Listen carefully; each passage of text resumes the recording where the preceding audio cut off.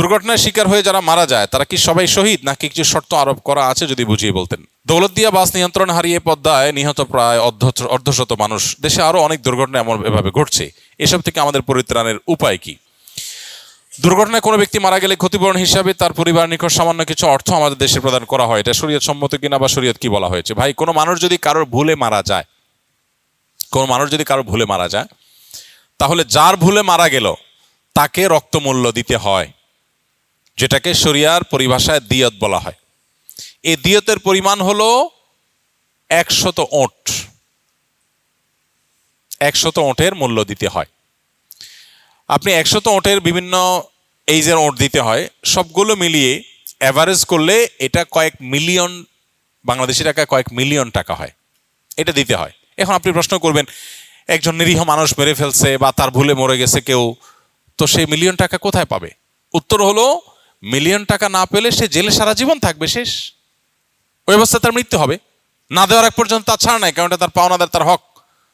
পাওনা দেওয়ার আগ পর্যন্ত সে জেলে থাকবে। এবং এইটা সৌদি আরবে আইন কার্যকর আছে, মিডল ইস্টে অনেক দেশে কার্যকর আছে, মুসলিম অনেক কান্ট্রিতে কার্যকর আছে। আপনি খোঁজ খবর নিয়ে দেখেন। শুধু সেটাই না, যেন এই ধরনের শাস্তির ফলে এই অপরাধের প্রবণতা বা এরকম ভুল ভ্রান্তির প্রবণতা বা পরিমাণ যেন কমে আসে, সেজন্য এই টাকা পরিশোধের ক্ষেত্রে দায় অন্যদের, অর্থাৎ অন্যদের বলতে যেই ব্যক্তি দোষী তার সংশ্লিষ্ট অন্যদেরকেও বাধ্য করা হয়। এটাকে আকেলা বলা হয় শরিয়ার পরিভাষায়। অর্থাৎ যে এই দুর্ঘটনার কারণে বা যার ভুলের কারণে কেউ মারা গেল, তার বংশের লোকজন, আত্মীয় স্বজনের লোকজন, ধরুন তার অ্যাসোসিয়েশনের লোকজন, একজন ড্রাইভার ভুল করলো, তার সাথে জড়িত তার সংশ্লিষ্ট আর অনেকে আছে। অতএব সবাইকে আনুপাতিক হারে ভাগ করে হলেও এই দায় নিতে হয়।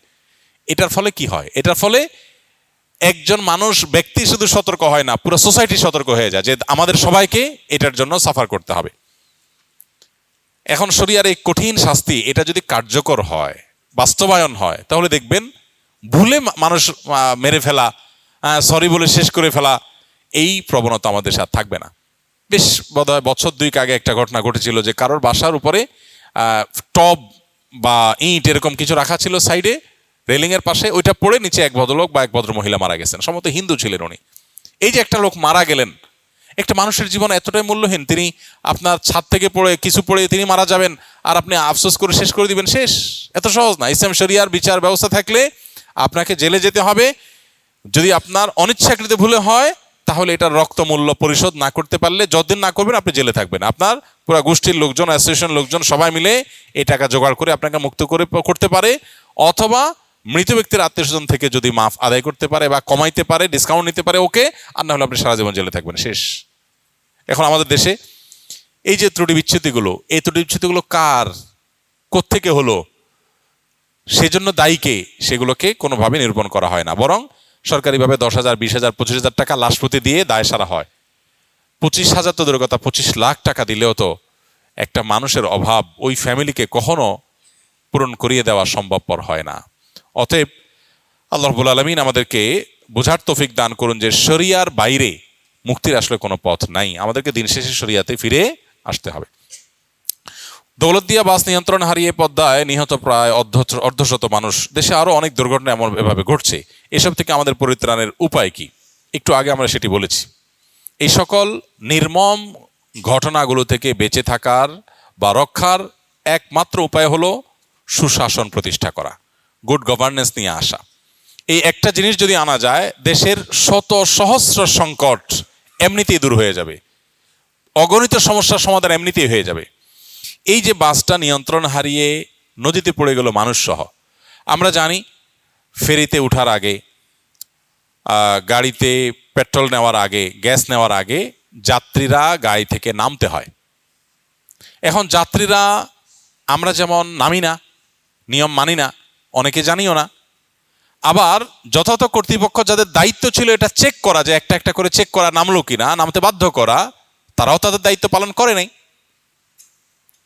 এরপরে গাড়ির ব্রেক ঠিক আছে কিনা, ফিটনেস ঠিক আছে কিনা, রাস্তা যে বের হলো সেটা চেক করার যাদের দায়িত্ব তারা যথাযথভাবে করেন নাই। যারা বের করেছেন গাড়িটা, তারা সামান্য একটু মুনাফার লোভে নিজেও ধ্বংস হয়েছেন, অগণিত মানুষকে দুঃখের সাগরে তারা ডুবিয়ে দিয়েছেন। শুধু বাসটা ডুবে যায় না, বহু মানুষের দুঃখের সাগরে ডুবার ব্যাপার হয়ে গেছে। এই ভিডিও যারা দেখেছেন অনেকে এখনো স্বাভাবিক হতে পারেন নাই, এখনো তারা সেই নির্মম দৃশ্যের কথা বলতে পারছেন না। ছোট ছোট বাচ্চা মাকে বাসে রেখে, বাচ্চা বেঁচে আছে, বাবা বাইরে আছেন, মা মারা গেছেন, স্বামী স্ত্রী দুজন মারা গেছেন, অসংখ্য নির্মমতার ঘটনা সেখানে ঘটেছে। এর জন্য দায় তো আছে কারোর না কারোর। বাসটা হেঁটে চলে গেল, কেন চলে গেল? হ্যান্ড ব্রেক কাজ করলো না, ব্রেক কাজ করলো না, ধাক্কা লাগলো, তো ধাক্কাটা কেন লাগলো? ধাক্কা লাগলে এরকম হবে কেন? এখানে রেলিংটা কেন নাই? বহু কেন আছে। সমস্ত কেনের উত্তর হলো গুড গভর্নেন্স নাই, সুশাসন নাই, নিয়ম নীতি নাই, মগের মূল্যকের মতো। এখানে যার সামর্থ্য আছে, তৌফিক আছে, যার অর্থ আছে, পয়সা কড়ি আছে, সে তার মতো সেফটি হয়তো নিতে পারতেছে, আর যার নাই সে শেষ হয়ে যাচ্ছে। অতএব আমি তো মনে করি যে সরকারের উচিত একটি কাজ সব কিছুর উপরে প্রায়োরিটি দিয়ে করতে পারা এবং সেজন্য চেষ্টা করা, সেটা হলো গুড গভর্নেন্স, সুশাসন, আইনের শাসন। প্রত্যেকটা দুর্ঘটনার পেছনে কারো না কারো দায় আছে। কোনো সভ্য সমাজে এটা হতে পারে না যে আপনার বাড়ির ছাদ থেকে কিছু পড়ে কেউ মারা যাবে আর আপনি সরি বলবেন, আফসোস করবেন, 10-20-30 হাজার টাকা দিয়া লাশ দাফনের জন্য টাকা দিয়ে দায় সারবেন। এটা কোনো সভ্য সমাজে গ্রহণযোগ্য হতে পারে না। এই মৃত্যুটার পেছনে কারো অবহেলা, কারো ত্রুটি দায় আছে। যার ত্রুটি আছে তাকে দায়ী করে অপরাধী হিসাবে তাকে আসামের কাঠগড়ায় দাঁড় করিয়ে তাকে দায় নিতে বাধ্য করতে হবে। কার অবহেলা ছিল? কেন এখানে রেলিং নাই? এই দুর্ঘটনা তো ঘটতে আরো 2 বছর আগেও পারতো, 2 মাস আগেও পারতো, আবারও হতে পারে। তাহলে কেন নাই? এরকম একটা বিষয় না, এরকম শত শত বিষয় আছে যে বিষয়গুলো আমরা চাইলেই সলভ করতে পারি। হ্যাঁ, অনেক কিছু আছে আমাদের গরিব দেশ, সামর্থ্য নাই, কিন্তু অনেক কিছু আমাদের সামর্থ্যের মধ্যে আছে। কিন্তু কে দেখে কার কথা? সবাই যার যার ধান্দায় আছে। তো এই নিয়ম শৃঙ্খলার মধ্যে যদি না আনা যায়, দুর্নীতি যদি বন্ধ করা না যায়, অপশাসন যদি বন্ধ করা না যায়, তাহলে সেক্ষেত্রে এগুলো কোনোদিনই রোধ করা সম্ভব হবে না। পরিত্রাণের উপায় হলো এই অপশাসন রোধ করা, নিয়ম শৃঙ্খলা ফিরিয়ে আনা, এর জন্য গোড়া থেকে কাজ করা। আমরা দোয়া করি আল্লাহ রাব্বুল আলামিন দায়িত্বশীল পর্যায়ে যারা আছেন তাদেরকে সে তৌফিক দান করুন, তারা যেন গুড গভর্নেন্স আনতে পারে। দুর্ঘটনার শিকার হয়ে যারা মারা যায় তারা কি সবাই শহীদ, নাকি কিছু শর্ত আরোপ করা আছে যদি বুঝিয়ে বলতেন? যারা দুর্ঘটনায় মারা যান এই মানুষগুলো যদি ইমানদার হন, বাস চাপায় মারা গেলেন, পানিতে ডুবে মারা গেলেন, আগুনে পুড়ে মারা গেলেন, হ্যাঁ, কোনো কিছুর নিচে চাপা পড়ে মারা গেলেন, হাদিসের ভাষ্যমতে তারা শাহাদাতের মর্যাদা লাভ করবেন। শর্ত একটাই, সে ইমানদার হতে হবে। ইমানদার যদি হয় তাহলে সেক্ষেত্রে নবী সাল্লাল্লাহু আলাইহি ওয়াসাল্লামের হাদিসে আছে খামসুন শহীদ, 5 ব্যক্তি শহীদ।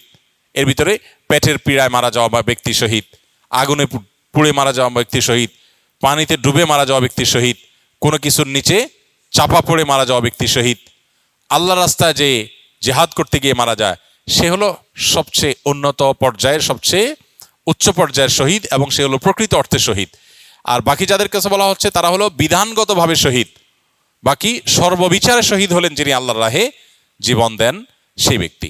অতএব এরকম দুর্ঘটনায় যারা মারা যান সচরাচর আজকাল, তারাও শাহাদাতের মর্যাদা পাবেন ইনশাআল্লাহ, এবং তারাও শহীদের বিধানে পড়বেন। কিন্তু তাদের জন্য শর্ত হলো ইমানদার হতে হবে। এখন আজকাল নানান বিবেচনা দেখা যায় যে আমরা যে কোনো মানুষকেই শহীদ বলি। মুসলমান শহীদ হওয়ার জন্য মুসলমান হওয়া জরুরি, মুসলমান না হলে সে শাহাদাতের মর্যাদা পেতে পারে না।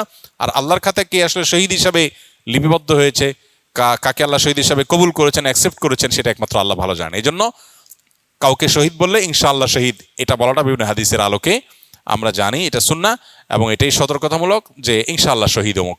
আর সুধারণাবশত একজন মানুষকে শহীদ তো বলা যেতে পারে, বাকি শহীদ হিসাবে আল্লাহর কাছে মাকবুল কিনা সেটা একমাত্র আল্লাহ তাআলা ভালো জানেন। অতএব দুর্ঘটনার শিকার হয়ে যারা মারা যান, ইমানদার অবস্থা মারা গেলে আশা করা যায় তারা শাহাদাতের মর্যাদা পাবে। আল্লাহ তাআলা আমাদের সবাইকে শাহাদাতের মৃত্যু দুনিয়া থেকে